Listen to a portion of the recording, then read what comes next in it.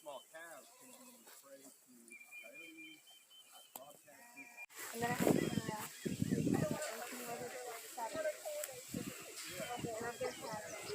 unloaded them again. And then I had to go to work on Sunday. So have y'all cooked with No, they don't. They generally frowned upon in this country. Oh, that's right. Yeah, I forgot about those laws. Go up to French Canada though, they eat all day. We don't eat I've heard it's good meat though. I have. There are legit butcher shops Yeah, in France and in Canada that cut horse meat. I will take you on your work. Had over the last year or so. That struggle was real for farmers too. There were people who had animals ready for slaughter and couldn't find an opportunity to get that animal processed. What to do with an animal that you can't afford to continue to feed, process what you need and what is required for yourself. So I'm sure it affected your school and affected the farm as well.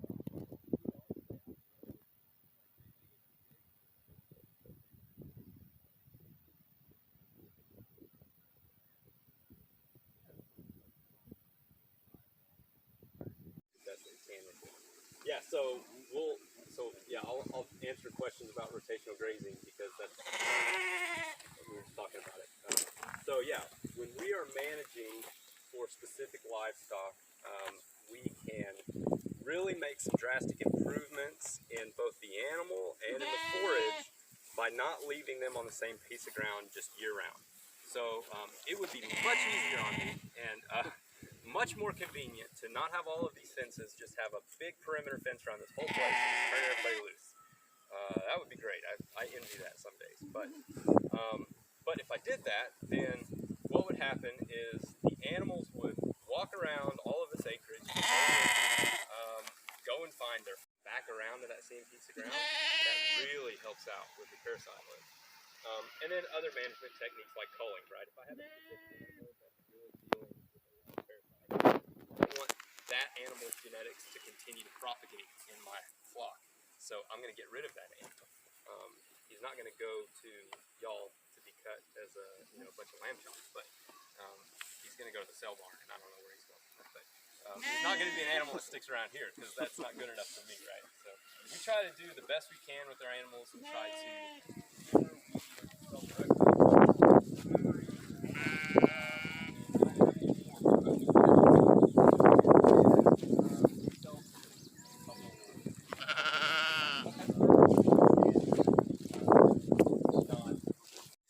utilize the fermented grains. And so maybe there's something there, but Their gut microbiome might be pretty happy, right? yeah, I would think so. know. Fermented foods are supposed to be incredible for you, right? I don't know about it, but so that's with the barrels. I pick up about once a week from Rendezvous Junction Brewery in Rogers, who's getting ready to open a new tap room. If you guys like beer, go check them out. There's high enough volume that and I don't really want to be high enough volume that we're supplying 100% of the beef for some restaurant person. But it's a pretty traditional ration that's baked. There's an electrical wire right here, so I think that's why she can't come close. How much does Gail weigh?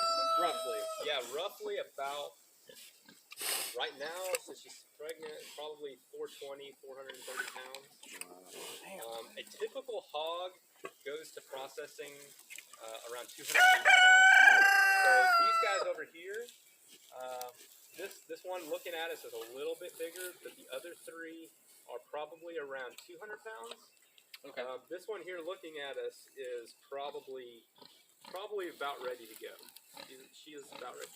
She was didn't quite make the cut for the last processing date, which was about 4 months ago, 3 months ago. So she's about to size out. Yeah, she's about to size out. Needs to go pretty soon. Gills.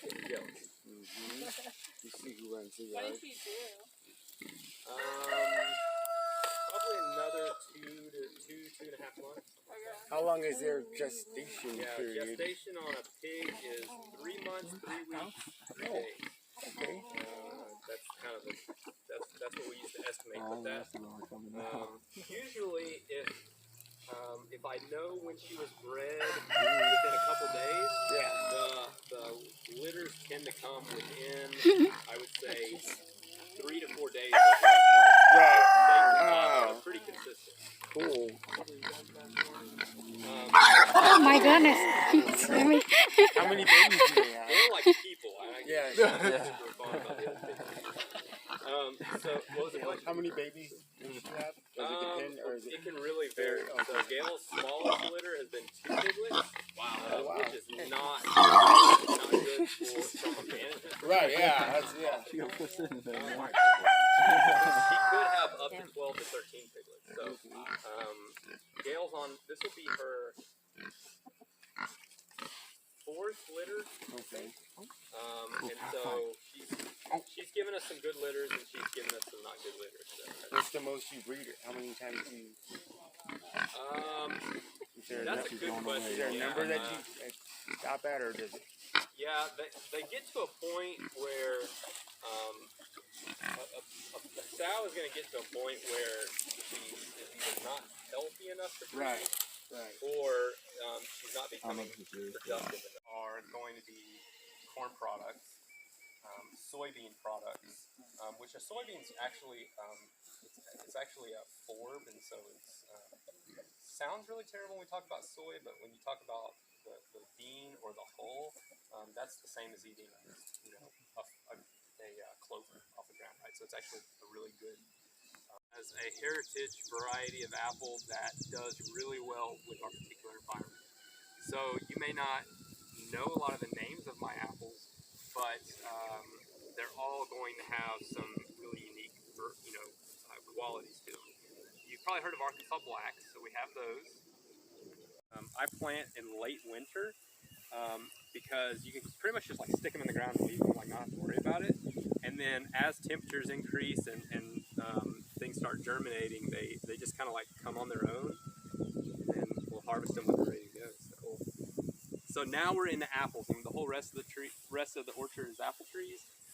We have some older trees down here. Some of our oldest trees are only. Yeah, we do. Yeah. Got a little baby too. Irrigation in the orchard, and we're super thankful for that. And like I mentioned before, the irrigation system is 100% automated. So I set up the different requirements that I want it to check, and we utilize weather station data from